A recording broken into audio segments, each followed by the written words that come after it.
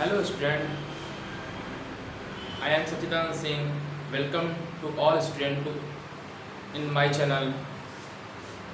आज हम लोग क्लास 9 का मैथ पढ़ेंगे। बहुत दिनों के बाद मुलाकात हो रही है। इसके पहले मैं 11वीं क्लास पढ़ा रहा था, इस वजह से 9वीं क्लास को ब्रेक कर दिया था। तो आज फिर कंटिन्यू कर रहे हैं। तो आज हम लोग अध्याय 6 पढ़ रहे हैं। ठीक है, अध्याय 6 है रेखाएं एवं कोण। ठीक है, जो चैप्टर 6 है आपका जो है लाइन एंड एंगल्स। ठीक है, रेखाएं और कोण। ठीक है, इसका पहला पार्ट है आज। ठीक है, तो हम लोग इसमें रेखाएं और कोण के बारे में जानेंगे। ठीक है, इसमें सबसे पहले कुछ बेसिक्स टर्म्स को जान लेते हैं। ठीक है, आप लोगों ने पढ़ा होगा इससे पहले बिंदु पढ़ा था। बिंदु क्या होता है कि बिंदु का कोई डायमेंशन नहीं होता है, प्लेन है, समतल है, ये समतल है। ठीक है, समतल में एक बिंदु जो होता है उसको कोई डायमेंशन नहीं होता, मतलब इसकी कोई चौड़ाई नहीं होती, ना ऊंचाई होती है, ना कुछ इस टाइप से होती है।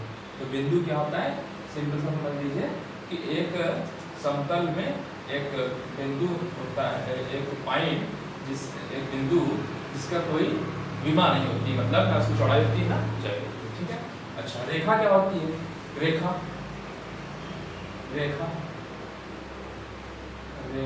या लाइन।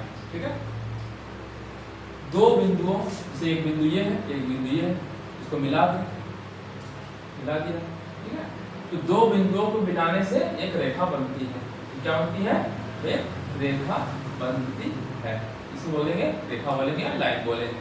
दो बिंदुओं को मतलब क्या चाहिए रेखा के लिए? क्या चाहिए? मिनिमम, कम से कम दो बिंदु चाहिए। दो बिंदुओं को मिलाने से क्या बनती है? रेखा। तो यहाँ क्या चाहिए?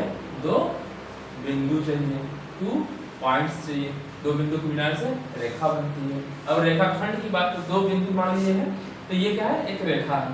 ठीक है, अब रेखाखंड, लाइन सेगमेंट, तो रेखा का कोई पार्ट होगा, वो क्या होगा? रेखाखंड। जैसे मान लीजिए एक पार्ट ए से बी ले लिए। ठीक है, तो ए से बी क्या है? रेखाखंड हो गया, रेखाखंड या लाइन सेगमेंट। तो दूसरा चीज मैंने बताया रेखाखंड। ये सब बेसिक चीजें हैं। ठीक है, जान के रखना चाहिए। रेखा क्या होती है?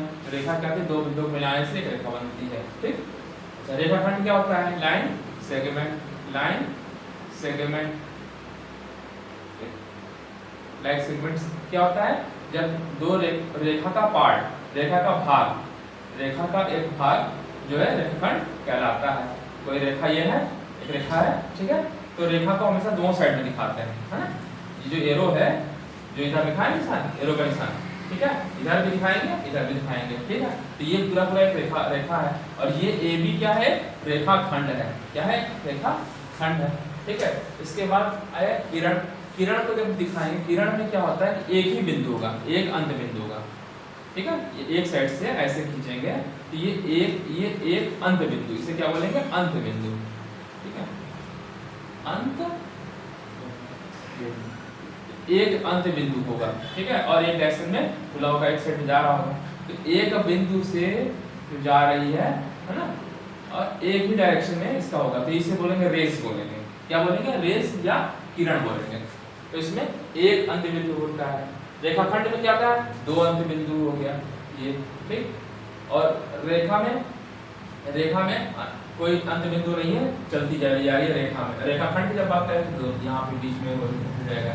ठीक, और रेस की जब बात कहेंगे तो एक अंत बिंदु होगा, एक कहीं पॉइंट कहीं से होगा, और इधर एक साइड जा रहा होगा, चाहे इधर जा रहा होगा, ऊपर जा रहा होगा, नीचे जा रहा होगा, कहीं से साइड जा रहा होगा, तो जिधर जा रहा होगा एरो लगा होगा। ठीक है, तो अच्छा संरेख बिंदु क्या होता है? संरेख, जिसे मैंने कहा कि दो बिंदुओं को मिलाने से एक रेखा बन जाती है। ये मिला दिया, क्या बन गया? एक रेखा बन गई। ठीक है, तो दो या दो से ज्यादा पॉइंट, जैसे एक पॉइंट ये है, एक पॉइंट ये, एक बिंदु ये, एक बिंदु ये। ठीक है, एक बिंदु इसी लाइन में, एक बिंदु और हो जाए। ठीक, तीन हो गए। तो दो या दो से अधिक, एक बिंदु ये भी हो सकता है। ठीक है, तो दो या दो से अधिक एक ही रेखा पे बिंदु होते हैं, तो उसे क्या बोलते हैं? संरेख बिंदु। संरेख बिंदु क्या होते हैं? संरेख बिंदु। ठीक है, इंग्लिश में क्या बोलेंगे? कोलिनियर। इसको निकाल दें, कोलिनियर पॉइंट्स बोल रहे हैं। बिंदु, क्योंकि कई सारे बिंदु हैं, 2 से ज़्यादा है तो पॉइंट्स हो जाएगा। ठीक है, तो कोण संरेख बिंदु क्या होता है कि 2 या 2 से अधिक, 2 या 2 से अधिक, 3 लिखिए, 3 या 3 से अधिक, 3 या 3 से अधिक, ठीक, से अधिक बिंदु जो होंगे एक ही रेखा पे स्थित हों, तो उन्हें क्या बोलेंगे? संरेख बिंदु। जैसे एक रेखा ये है सीधे, तो इसके लिखे एक पॉइंट ये है, 2 तो था ही, एक तीसरा पॉइंट भी यहाँ ले लिए, चौथा ले लिए। तो जब अगर 3 या 3 से अधिक बिंदु एक ही रेखा पे आ जाते हैं तो उसे बोलते हैं संरेख बिंदु। या दूसरी भाषा में अगर कहें हम कि 2 या 2 मतलब 3 या 3 से अधिक बिंदु से एक ही रेखा खींची जा सकती है ना? 3 बिंदु, अगर 3 ये 2 1 2 3 4 है, 4 बिंदु है, तो 4 बिंदु से एक ही रेखा खींची जा रही है, एक ही रेखा पे, एक सीधी रेखा में है, तो ये चारों पॉइंट क्या है? कोलिनियर है, मतलब संरेख है। ठीक है, अच्छा अगर ये 3 बिंदु एक रेखा में नहीं है, जैसे एक बिंदु ये है, एक बिंदु ये है और एक बिंदु ये है, देखिए यहाँ सीधी बन रही है, और अगर ये सीधा ये बिंदु यहीं पे होता, इसी पॉइंट पे होता, तो ये संरेख हो जाता। ठीक, अगर ये नहीं है, अन्यथा क्या हो जाएगा? क्या बोलेंगे? असंरेख बिंदु, नॉन कोलिनियर बिंदु। जब 3 या 3 से अधिक बिंदु एक रेखा पे ना स्थित हो तो उन्हें क्या बोलेंगे? असंरेख। असंरेख मतलब नॉन कोलिनियर पॉइंट्स। ठीक है, ये समझ में आ गया होगा। देखिए एक पॉइंट ये है, जिसे मान लीजिए एक पॉइंट ए है, ये बी है, एक पॉइंट सी है। ठीक है, तो 3 बिंदु एक रेखा में नहीं है, तो ये क्या हो गया? असंरेख। क्या हो गया? असंरेख। ठीक, असंरेख बिंदु, या क्या बोलेंगे? Non collinear points. ठीक, पॉइंट्स। ठीक, फिर क्या आ रहा है? एंगल, कोण। एंगल क्या बोलते हैं? कोण किसे बोलते हैं? कोण या एंगल्स। ठीक है, एंगल, कोण किसे बोलेंगे?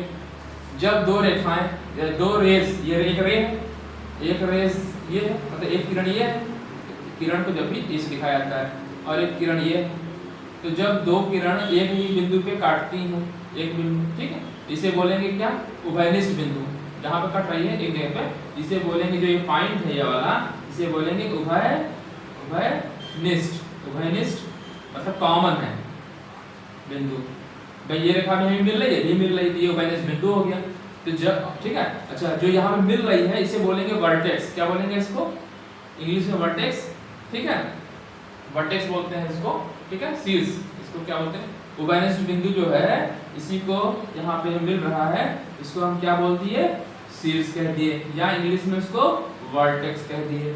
ठीक, तो हम कोण की बात कर रहे हैं कि जब दो किरणें एक ही उभयनिष्ठ बिंदु पे काटती हैं तो एक कोण का फॉर्मेशन करती हैं, एक कोण बनाती हैं।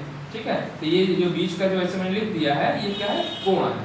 ठीक है, अगर मैं इसका नाम दे दूं ए, ठीक, ये बिंदु मान लीजिए ओ देते हैं, और ये बिंदु दे दिया बी, मतलब जो एक किरण है ओ ए है, दूसरी किरण है ओ बी है, और एक उभयनिष्ठ बिंदु ओ है। उभयनिष्ठ बिंदु क्या है? ओ है, कट कर रही है, तो ए ओ बी एक कोण है।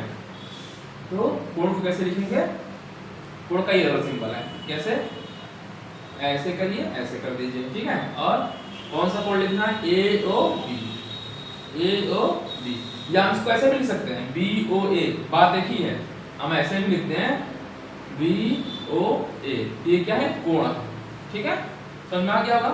ठीक है, जहाँ पे दोनों एक कॉमन रेज मिल रही हैं, किरण मिल रही है, इसको क्या बोलेंगे? उभयनिष्ठ बिंदु बोलेंगे। ठीक है, समझ में आ गया। जानते हैं, पढ़ चुके हैं आप लोग, उसमें आपका रिवीजन करा रहा हूँ एक तरीके से, जो आप पढ़ चुके हैं उसको रिकॉल करा रहा हूँ। ठीक है, कि अगर भूल भी गए हो तो याद आ जाए। ठीक है, ये समझ में आ गया होगा आपको, उभयनिष्ठ बिंदु हो गया।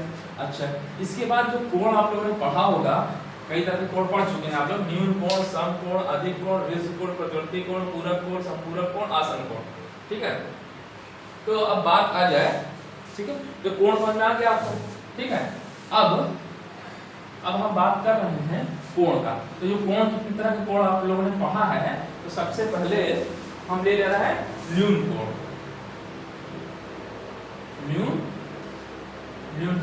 न्यून कोण को इंग्लिश में क्या बोलते हैं? Acute, ACUT acute angle. ठीक, एक्यूट एंगल क्या होता है? जो 90 अंश से कम। मतलब अगर एक्यूट एंगल को हम बनाए, लेकिन 90 ऐसे होता है 90, तो 90 अंश से कोण कम होना चाहिए। ये ऐसे खींच दिया, एक रे है ये तो 90 डिग्री होता है, समकोण होता है। ठीक है, चलिए हम दो तीन बना दे रहे हैं। ये मान लीजिए A पॉइंट है, ये O है और ये B है। ठीक है, ये B है। ये 90 अंश वाला बना दे रहे हैं 90। इसमें पाएंगे कौन सा? समकोण। चलिए समकोण, राइट एंगल। ठीक है, तो राइट एंगल ये हो गया। राइट एंगल क्या होता है कि AOB इक्वल टू कितना है? एंगल AOB की वैल्यू क्या होनी चाहिए? 90 अंश। ठीक है, AOB कोण को अगर नापेंगे, आप चांदी से नापेंगे तो उसे क्या बोल, तो कितना आएगा? अगर 90 डिग्री है, 90 अंश है इसका मान, बीच का कोण, तो इसे हम क्या बोलते हैं? समकोण। ठीक है, समकोण बोलते हैं। अच्छा, न्यून कोण क्या होता है? चलिए न्यून कोण बना दे रहा हूं। 90 अंश से कम होना चाहिए। क्या होना चाहिए? एक रे A, ठीक है, मान लीजिए इसका नाम A दे दिए, O दे दिए और ये B दे दिया। ठीक है, तो अगर 0 से बड़ा 90 से छोटा, 0 से बड़ा 90 से छोटा, तो कैसे लिखेंगे? और मान लीजिए इस कोण का नाम मैंने रख दिया x, नाम रख दिया उसका x। ठीक है, तो कहने का मतलब अगर x जो होना चाहिए 90 से छोटा होना चाहिए। ठीक है, और 0 से बड़ा होना चाहिए। ठीक है, 0 से बड़ा हो गया, 90 से छोटा हो गया, तो ये एंगल क्या कहलाएगा? न्यून कोण कहलाएगा। ऐसा कोण जो कि 0 से बड़ा हो और 90 से छोटा हो, न्यून कोण कहलाता है। अब जब न्यून कोण हो गया तो अधिक कोण होना चाहिए, है ना? तो अधिक कोण 90 से अधिक, तो 90 से अधिक, तो 90 से अधिक कैसे होगा भाई? 90 सीधे होता है तो 90 सीधा कर दीजिए। ठीक है, ये हो गया। और ये एंगल मान लीजिए पॉइंट O लिख दिया, A लिख दिया और ये B कर दिया। ठीक है, ये हो गया। ठीक है, तो अब कौन सा आ जा रहा है? अधिक कोण। अधिक कोण। ठीक है, इसको क्या इंग्लिश में बोलेंगे? Obtuse angle. इंग्लिश भी जानते रहते हैं, इसे बोलते हैं एक्यूट। AC है, C दिख रहा है ना, ACUT एक्यूट।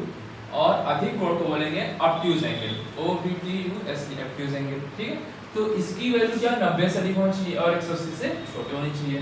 ठीक है, तो जो x की वैल्यू होनी चाहिए क्या होनी चाहिए? 90 से अधिक होना चाहिए, 90 से अधिक होना चाहिए और 180 से छोटा होना चाहिए। 90 से अधिक हो गया और 180 किधर आएगा? ऐसे आएगा, एक 90 इधर गया, 90 और 180 आ जाएगा। ठीक है, तो 180 से छोटी होनी चाहिए। ये कोण क्या कहलाएगा? आपका अधिक कोण। तो ऐसा कोण जिसकी वैल्यू 90 से अधिक हो और 180 से छोटी होती है उसे क्या बोलते हैं? अधिक कोण बोलते हैं या ऑब्ट्यूज एंगल बोलते हैं। फिर इसके बाद आ जाता है रिजु कोण। क्या आ गया? रिजु कोण। Straight angle.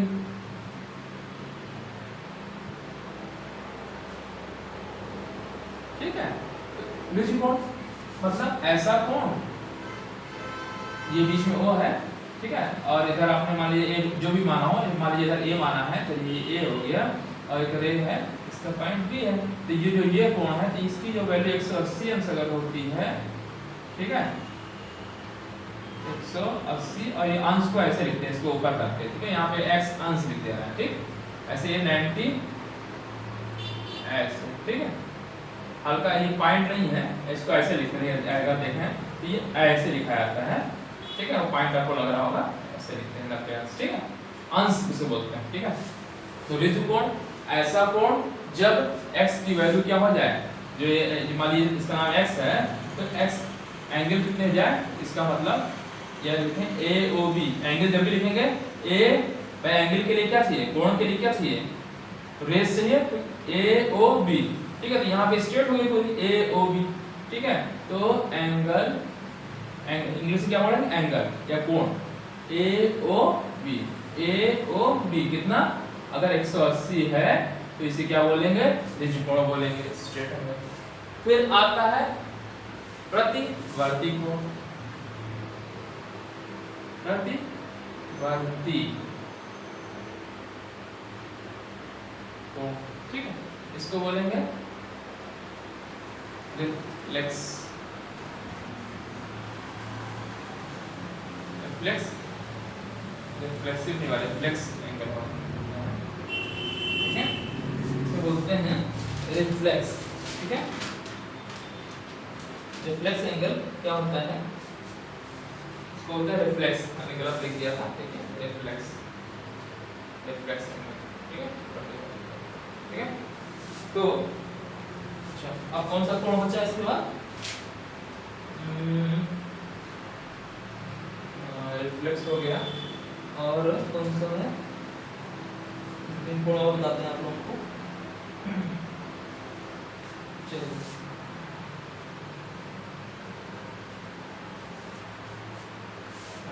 पूरक कोण, पूरक आसन कोण, हाँ आसन कोण, और कोण का रेखा, ये सब बचा है, ठीक है। कहाँ तक हमने बताया था, अच्छा बेसिक कोण 180 हो गया। फिर प्रतिवर्ती कोण या रिफ्लेक्स कोण, तो ऐसा कोण जो 180 से ज्यादा हो, तो 180 से जब ये झुक जाए, देखिए पहले क्या होता है, समकोण, न्यून कोण, देखिए पहले न्यून कोण में 90 से कम, फिर 90 आ गया, समकोण आ गया, फिर इधर आ गया, मतलब 180 से कम, तो 180 से जब इधर आ जाएंगे तो 90 से अधिक जो हो जाएगा तो अधिक कोण हो जाएगा, और 180 से छोटा होना चाहिए, ठीक। फिर मैंने कहा रिज कोण 180 आ गया, अब 180 से नीचे जाना है, मतलब 180 से ज्यादा हो जाए, 360 से कम हो जाए, ठीक है। तो फिर मैं बता रहा हूँ आपको, जैसे ये आपका है, मान लीजिए बी माने हैं, तो आप बी मान लीजिए, चलिए पॉइंट यहाँ आ गया बी है, और ये ओ है, ठीक है, ऐसे कर दो, ठीक है। तो आप 180 से ज्यादा हो जाए, 180 से ज्यादा हो जाए ये, ठीक। तो क्या कौन सा एंगल बोलेंगे, ठीक है, इसको मान लो पॉइंट ए दे दे रहे हैं, ठीक है। तो 180 से ज्यादा हो और 360 से कम, देखिए अगर ये 90 है तो इधर में 90 जोड़ेंगे, फिर इधर जोड़ेंगे तो 90 90, फिर इधर जोड़ेंगे 270, और फिर जब लास्ट तक यहाँ यहीं पहुंच जाएंगे तो 360 होता है, ठीक है। तो ये 180 यहाँ हो गया, फिर तो ये क्या 180 से ज्यादा कर दीजिए, 360 से कम, ठीक है। तो ये एंगल होनी चाहिए, ठीक है। देखिए बाहर, इसे मैंने अंदर वाला नहीं लिखा है एंगल, बी ओ ये बाहर वाला है, बी ओ ए, देखिए एरो इधर मैंने बनाया है, ठीक है। तो ये कौन सा एंगल है, प्रतिवर्ती। तो क्या होना चाहिए, इसकी वैल्यू जो होनी चाहिए, अगर मान लीजिए इसका नाम मैंने x रख दिया है, ठीक है, इस कोण का नाम मैंने x रखा है, तो x की वैल्यू क्या होनी चाहिए, x की वैल्यू 180 से ज्यादा और कितने से कम, 360 से कम होनी चाहिए, ठीक है। अगर ऐसा है तो क्या बोलेंगे, प्रतिवर्ती कोण। फिर पूरक कोण, पूरक कोण देख लीजिए क्या होता है, जब दो कोणों का योग 90 अंश हो तो वे कोण एक दूसरे के क्या कहते हैं, पूरक कहलाते हैं। जैसे कि एग्जांपल से पहले हम देखते हैं कौन से कोण बताने जा रहे हैं, तो पूरक कोण, पूरक, पूरक कोण, ठीक है। इंग्लिश में क्या बोलते हैं, कॉम्प्लीमेंट्री एंगल, ठीक है, कॉम्प्लीमेंट्री एंगल, ठीक है। क्या होता है, जैसे अगर दो कोणों का योग 90 अंश हो, ये एक मान लीजिए रे ए है, ठीक है, दो किरण, ठीक है। तो इसमें मान लीजिए एक ये है, ठीक है। तो एक कोण मान लीजिए x है, और ये इस कोण का नाम मैंने रख दिया y, ठीक है। इसका मान लीजिए AC कर दिया है, चलिए ये पॉइंट C है। तो क्या हो रहा है, देखिए यहाँ पे क्या हो रहा है कि मैंने 90 अंश है, तो इसके लिए रेखा है कोई, ठीक है, एक किरण है, ठीक है, C है। तो एक कोण ये बन रहा है, ये देखिए यहाँ से लेकर के यहाँ तक, ठीक है, ये वाला, इसको मैंने क्या नाम रख दिया x, और दूसरा कोण है y। तो जब दो कोणों का योग 90 अंश हो तो वे दोनों एक दूसरे के पूरक कहलाते हैं, x का पूरक y, y का पूरक x, ठीक है। जब दो कोणों का योग 90 अंश होता है, जब दो कोणों का योग 90 अंश होता है तो वे दोनों कोण एक दूसरे के क्या कहलाते हैं? पूरक। यानी x का अगर हम पूरक निकालें, x का कोई पूछे कि x का पूरक निकालिए तो क्या करेंगे? x का पूरक का निकालना है तो 90 माइनस x कर दीजिए। देखिए मैंने कैसे लिख दिया 90 माइनस x। देखिए मैंने कहा कि x + y = 90 होता है, ठीक है, तो ये एक दूसरे का पूरक कहलाता है। मान लीजिए आपसे कह दे x दिया है तो y निकालिए, कह दे x का संपूरक निकालिए, ठीक है, जैसे कह दिया x बराबर 30 अंश है, 30 अंश है, तो इसका क्या निकालिए? पूरक निकालिए, पूरक कोण निकालिए, पूरक कोण या कॉम्प्लीमेंट्री एंगल बताइए, कोण बताइए। तो क्या बताएंगे? क्या बताएंगे, कैसे बताएंगे? तो आप जब लिखा है कि x बराबर 30 है, कोई एंगल 30 है, तो इसका पूरक बताइए। तो आपको मालूम होता है कि x, ठीक है, माना पूरक y मान लीजिए, या इसका सीधे सीधे क्या होता है? पूरक निकालना है तो 90 में से घटा दीजिए, ये वाला पूरक निकालना है तो पूरक कोण, इसका पूरक कोण x का पूरक कोण कितना होगा? पूरक कोण यानी कॉम्प्लीमेंट कोण कितना होगा? 90 में से क्या कर दीजिए? घटा दीजिए। कितना घटा दें? जो x माना है, x की वैल्यू है 30, 90 माइनस 30 यानी 60, ठीक है। यही मैं कह रहा हूँ x + y = 90, तो अगर y = निकालेंगे तो 90 माइनस x, तो वही चीज, तो y ही तो उसका क्या है? पूरक है भाई। x + y = 90, x का पूरक कितना? x का पूरक y और y का पूरक x, ठीक। तो अगर x की वैल्यू 30 दे देगा एग्जाम में और कहे इसका पूरक कोण बताइए तो निकाल लेंगे, नहीं निकाल लेंगे? x का पूरक कोण कितना है? 90 में से ये घटा देंगे, ये हो गया, तो ये पूरक कोण हो गया, ठीक है। तो पूरक कोण समझ में आ गया होगा आप लोगों को। फिर इसके बाद आ रही बात समपूरक, समपूरक कोण। यहाँ पे पूरक है इसको बोलते हैं कॉम्प्लीमेंट्री, और संपूरक को बोलते हैं सप्लीमेंट्री। क्या है?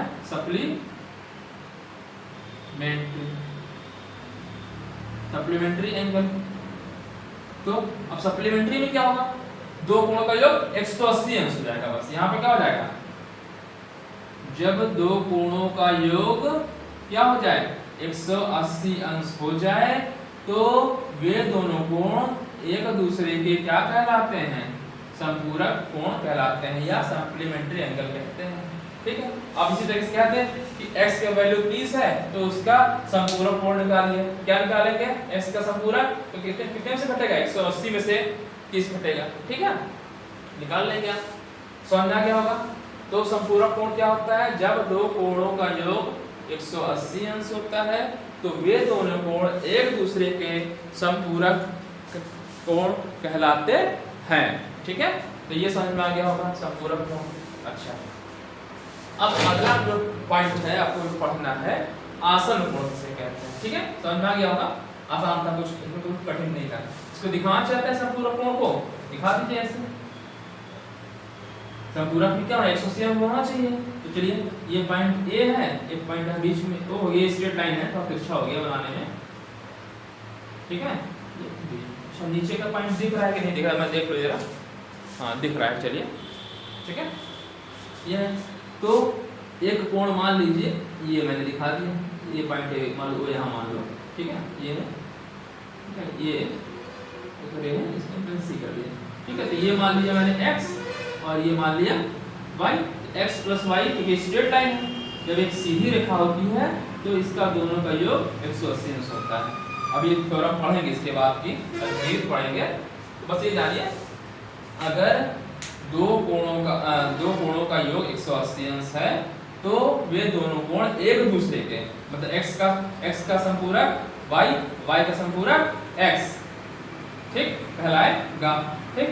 तो अगर x दिया तो y निकाल लेंगे। भाई x दिया है और कह दे कि x का संपूरक निकालिए, संपूरक निकालना है क्या करेंगे? 180 में से y घटा देंगे, ठीक है, सॉरी 180 में से x घटा देंगे, ठीक है, y की वैल्यू निकल जाएगी। जैसे क्वेश्चन कह दे कि x बराबर 30 है तो इसका संपूरक कोण बताइए, क्या करेंगे? x का संपूरक कोण 180 माइनस x, 180 माइनस x हो जाएगा। तो 180 में से 30 घटाएंगे तो आ जाएगा 120 आ जाएगा, ठीक है। चलिए तो निकाल दे रहे हैं। इसके बाद इसके बेस्ट क्वेश्चंस बता देंगे हम लोगों को, ठीक है। चलिए तो अब फिर अब बात आ जाएगी क्या, संपूरक हो गया आसन कोण। आसन कोण का मतलब जब दो कोण जुड़े हुए हैं किसी बिंदु से, जैसे ये है, ठीक है। चलिए आसन मतलब जुड़े हुए, एक ही बिंदु से जुड़े हुए हैं, तो उन्हें बोलते हैं क्या है, आसन कोण या एडजेसेंट कोण। जैसे मैं कह दूं, ये चलिए एक स्ट्रेट लाइन मैंने कह दिया है, एक स्ट्रेट लाइन है ऐसे मान लीजिए, ठीक है। मान लीजिए ये स्ट्रेट लाइन है, लाइन कट रही है, चलिए ठीक है। तो मान लीजिए इसका नाम ऐसे कर दे रहा है, इसको ऐसे कर दो, एरो को यहाँ पे ए कर देते हैं। जनरली इसको ऐसे किया था, रेस जो बनाई जाती है, किरण बनाई जाती है, उसके इधर ए करते हैं जनरली, ठीक है। और मान लीजिए इसका बी कर दिया, ये सी हो गया, ठीक।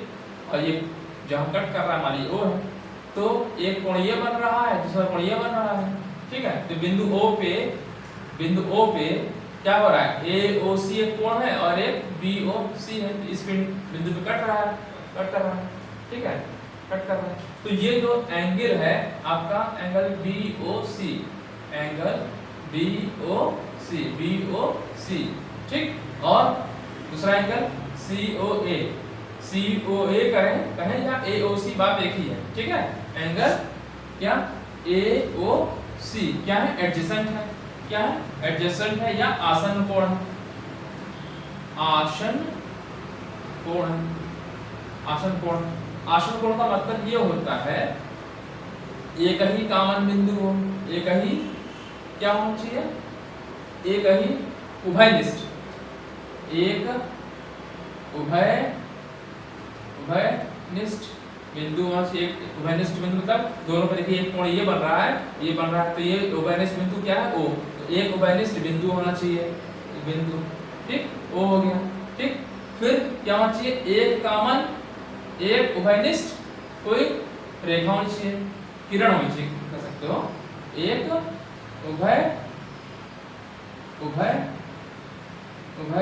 उभयनिष्ठ क्या हो जाएंगे, उभयनिष्ठ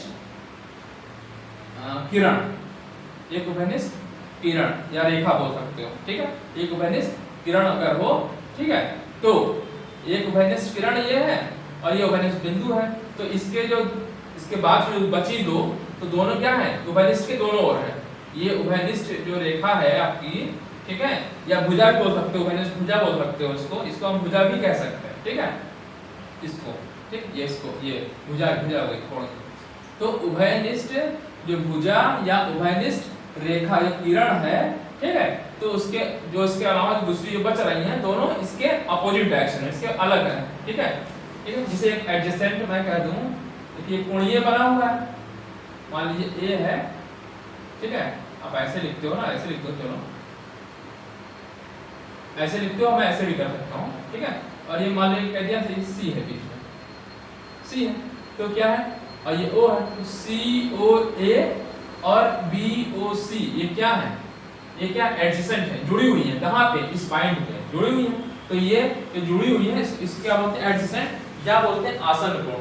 आसन कोण का मतलब कि जुड़ी हुई है, आसन का जुड़ी हुई है, कहाँ पे, एक ही बिंदु पे जुड़ी हो, एक ही बिंदु जुड़ी हो, ठीक है। तो बीच में क्या होना चाहिए, उभयनिष्ठ रेखा होनी चाहिए, उभयनिष्ठ रेखा होनी चाहिए, ठीक है, या रेखाखंड बोल सकते हैं, उभयनिष्ठ रेखा होनी चाहिए, मान लीजिए जब भुजा बोल सकते हैं, उभयनिष्ठ भुजा होनी चाहिए, ठीक। दूसरी चीज क्या होनी चाहिए,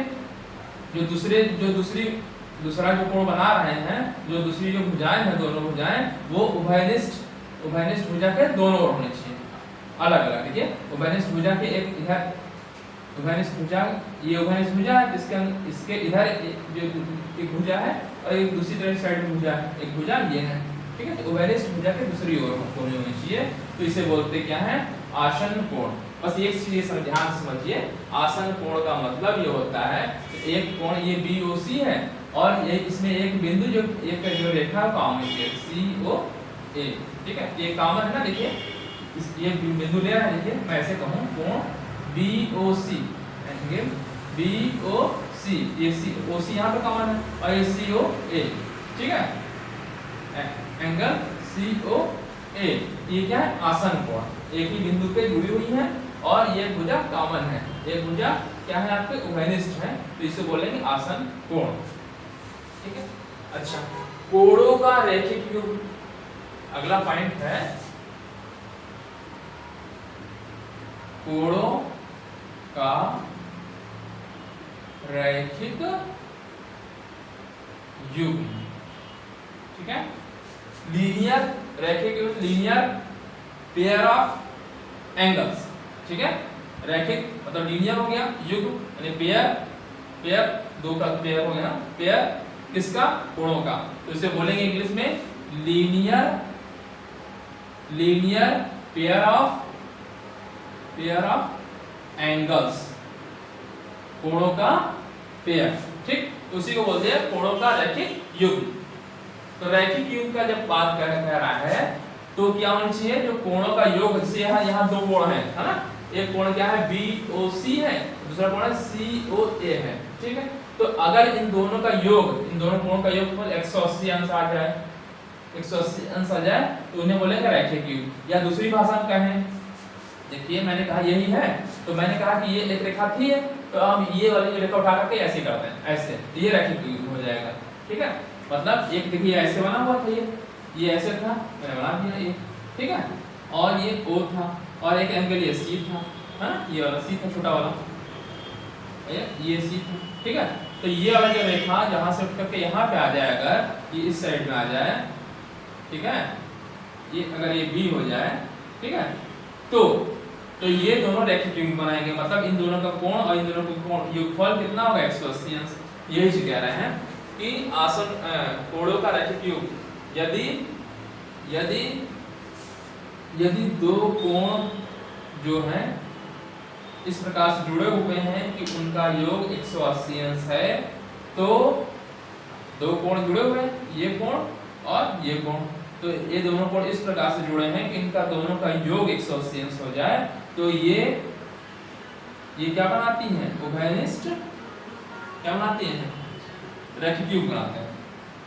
ये रेखा क्या बनाती है? रैखिक युग्म बनाते हैं, या कोण रैखिक युग्म बनाते हैं। भाई ये कोण देखिए, रैखिक युग्म का मतलब है कि रेखा बन रही होगी दोनों को मिलाने से। देखिए इनको मिला दिया और इसको मिला दिया, रेखा बन गई। तो रेखा जब बन गई, एक क्या बनेगा? 180 अंश, उसको ऐसे ही होगा।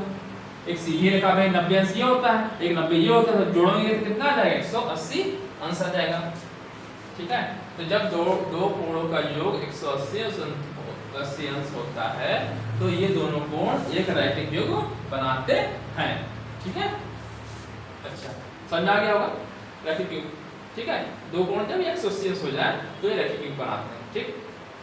प्रतिच्छेदित रेखाएं और प्रतिच्छेदित रेखा, प्रतिच्छेदित, चलिए इसको मिटा दें, समझ आ गया होगा।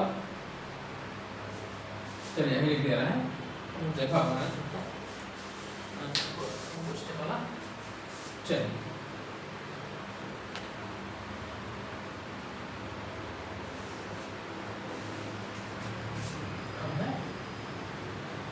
प्रतिच्छेदित या प्रतिच्छेदी रेखाएं, मतलब काटती हुई। प्रतिच्छेदी रेखाएं इसे बोलते हैं इंटरसेक्टिंग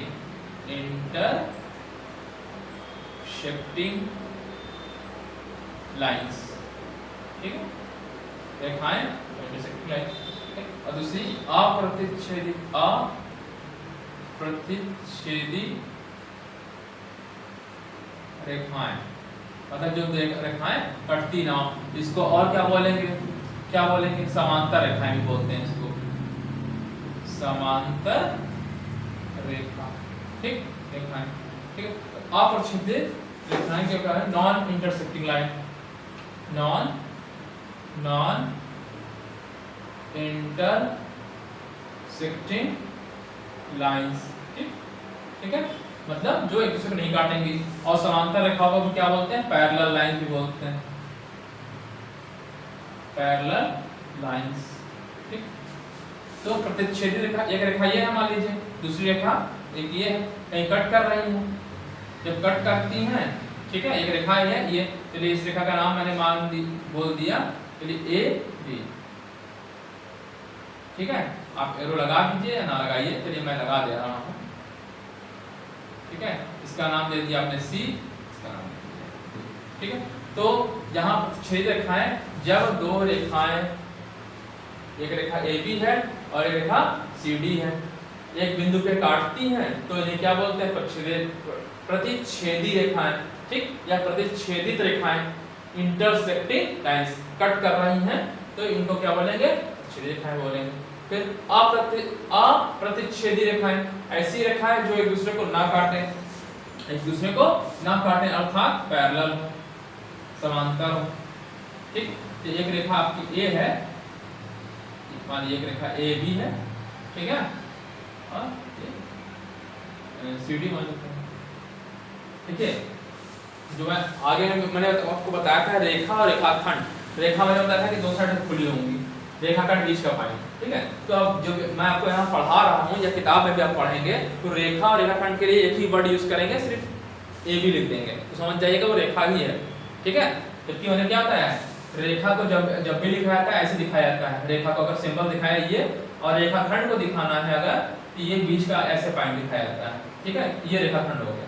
ठीक, तो लेकिन इस किताब में जो आप पढ़ रहे हैं एनसीईआरटी, वहां पे रेखाखंड और रेखा के लिए एक ही वर्ड यूज किया जाएगा, इसी तरह सिंबल यूज किया जाएगा। कहीं पैसे लगा हो सकता है, एरो लगा हो, कहीं होता है एरो ना भी लगा हो, तो आप समझिएगा वो रेखा ही है। ठीक है, अच्छा, तो मैं कह रहा था अप्रतिच्छेदित रेखाएं या समांतर रेखाएं, ऐसी रेखाएं जो कभी एक दूसरे को ना काटें।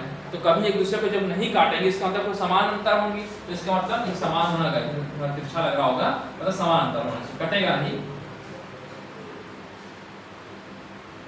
सीधी दिख रही कि नहीं आप लोगों को? तो मैं अब पटरी लेकर तो बना नहीं रहा हूँ, और थोड़ा सा इधर उधर हो जाए, बस ये समझिए कि ये क्या है, समांतर है जो कहीं कट नहीं कर रही है। तो समान अंतर मतलब यहाँ पे भी हम नापे, अगर मान लीजिए 10 सेंटीमीटर की दूरी अगर यहाँ पे, तो यहाँ पर भी 10 सेंटीमीटर की दूरी होगी, तो मतलब समान अंतर। नाम ही से पता लगा समान अंतर, तो दोनों के बीच में दूरी है समान होगी, यहाँ पे भी नापे तभी समान होगी, यहाँ पे भी नापेंगे तो समान होगी। तो ऐसी रेखाएं जो एक दूसरे को कभी ना काटे उनको बोलते हैं समांतर रेखाएं या अप्रतिच्छेदी रेखाएं। ठीक है, ठीक है, तो समांतर रेखा को जो इंग्लिश में बोलते हैं पैरेलल लाइंस। ठीक है, अप्रतिच्छेदित रेखा को बोलेंगे नॉन इंटरसेक्टिंग लाइंस। ठीक, अच्छा, ठीक है, कोणों के युग मैंने बता ही दिया था आपका, कोई कोणों का युग अगला जो टॉपिक बताया था, pair of angles. Pair of angles का मतलब ये जैसे एक एंगल ये है, एक ये, तो दो एंगल्स का पेयर, तीन एंगल का पेयर, तो पेयर ऑफ एंगल्स, जैसे ये ए है, ये बी है और ये सी है, तो ये मान लीजिए ओ है, तो एक एंगल हो गया ए ओ बी। एंगल को हमेशा ऐसे लिखा जाता है। ठीक है, ए ओ बी। ठीक, और एक एंगल ये ए ओ सी कह सकते हैं या सी ओ ए कहते हैं, बात एक ही होती है। ठीक है, ए ओ सी। ठीक है, तो ये कोणों के रैखिक युग्म कहलाते हैं। ठीक है, रैखिक युग्म, सॉरी रैखिक युग्म में 180 हो जाएगा। ठीक है, युग्म की बात करेंगे तो देखिए ये हो गया, और एक युग्म ये भी हो गया, चलिए एक एंगल ये हो गया, तो ये भी अब क्या हो गया, कोणों का युग्म। जैसे मान लीजिए यहाँ पे 180 80 अंश अगर हो जा रहा है दोनों का युग्म, तो रैखिक युग्म कहलाएगा। ठीक है, और अगर 180 नहीं हो रहा तो सीधे इसे मान लीजिए ए है, बी है और ये मान लीजिए सी है। ठीक है, और ये पॉइंट ओ है, तो ए O C angle A O C और C O B angle C O B, ये क्या कहलाएगा, कोणों का युग्म। कोणों का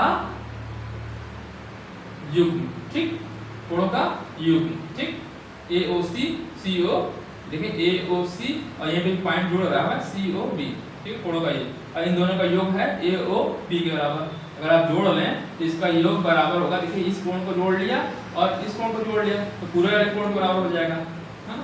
एंगल ए ओ बी। तो ये कोणों का युग्म है। ठीक है, तो ये सब आज मैंने सिर्फ बेसिक चीजें मैंने बताई हैं, कुछ मैंने नया चीज नहीं बताया है, सब आप जानते थे। ठीक है, ठीक है, मैंने बस इसको बेसिक बताया। अब कल मैं इस पे थोड़ा था, इसमें कुछ, ठीक है, अच्छा एक चीज और ध्यान लीजिए, कुछ छोड़ना है, शीर्षाभिमुख कोण किसे कहते हैं ये भी थोड़ा ध्यान लीजिए। चलिए एक थोड़ा सा बेसिक ही चीज है जो शीर्षाभिमुख